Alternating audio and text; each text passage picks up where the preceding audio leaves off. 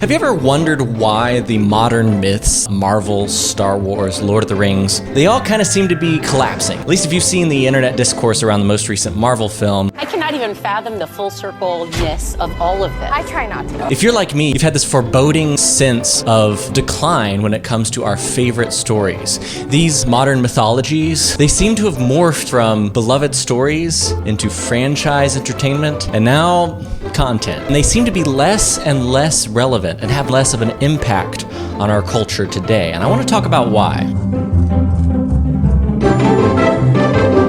Because we live in a world that's absolutely overflowing with information, but absolutely starved for meaning. And I think that once upon a time, if you're like me growing up, you found your meaning and you saw the world through the lens of Star Wars or through the lens of your favorite story. These films once shaped the way we looked at the world. So stick around as we're going to dive deep into the world of the modern myth, its decline, and what Jordan Peterson and of course Joseph Campbell have to say about it.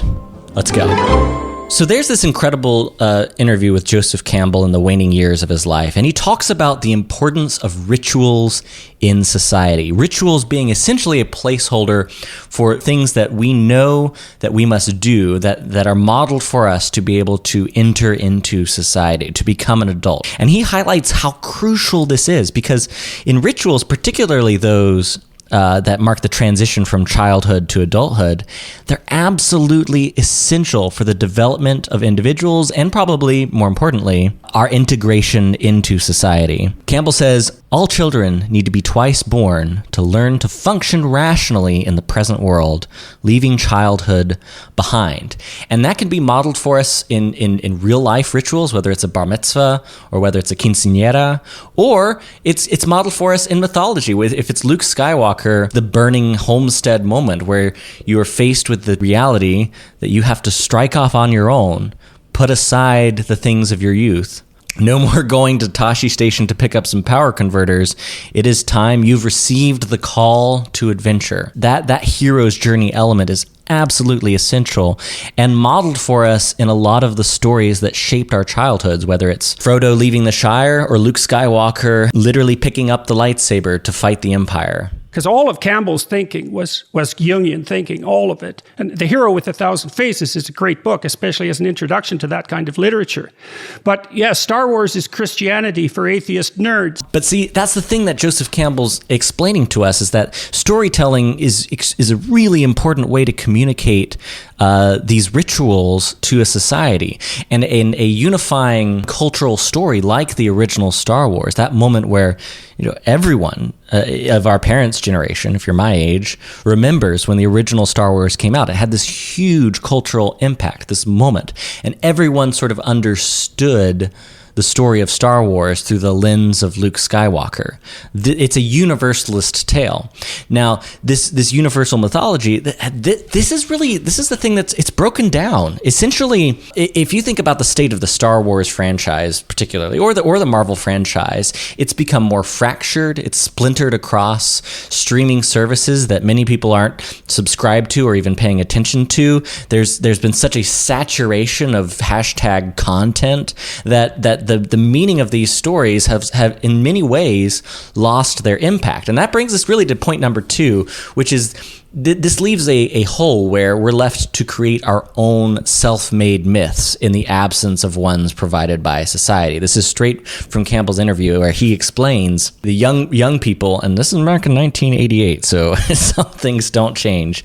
But he observed that young people, we create our own self-made myths, our own rituals, our own rites of passage. And that human need can manifest in some really negative way, whether it be like a gang initiation, whether it be graffiti, or even whether it be something like, pledging to a sorority. These are ways that we have our own sort of mythology, our own traditions and rituals that integrate us into society. But the decline, and this is kind of my central thesis, is that the decline of these entertainment franchises, as they've lost cultural impact, the decline leaves us to search for meaning elsewhere, to search for community elsewhere. It's essentially a demythologized world.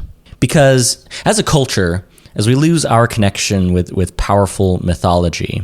As franchise entertainment is more about Easter eggs and content, trying to retain your attention in the hashtag attention economy, we are left absolutely starved as a culture for unifying stories that bring us together.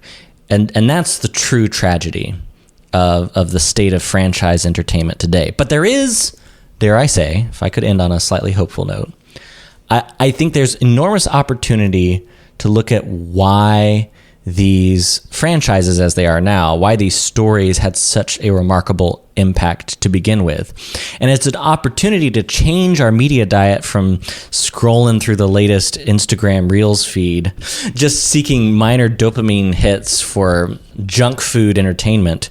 We have the opportunity to revisit the stories that defined generations before us, to go back and rewatch the original Star Wars with our kids, for example, to slow down and read the entirety of The Lord of the Rings. It's still there. These stories are there for the taking. Now, Joseph Campbell, his insights about the hero's journey, they had this profound impact. He really captured what makes the modern myth the modern myth. And I think really also characterized why mythology is essentially a part of our cultural rituals and why it's important that we have unifying touch points through storytelling. Nothing brings human beings together more than storytelling. And these aren't just relics of the past, but crucial elements that can guide our understanding of the world around us. So let me ask you this question. Do you still think there's a role for mythology in today's age of franchise entertainment? Is it still possible? I'd love to hear your thoughts below. And if you haven't, make sure you like and subscribe to the Geeky Stoics here on YouTube, as well as geekystoics.com for all things storytelling and philosophy.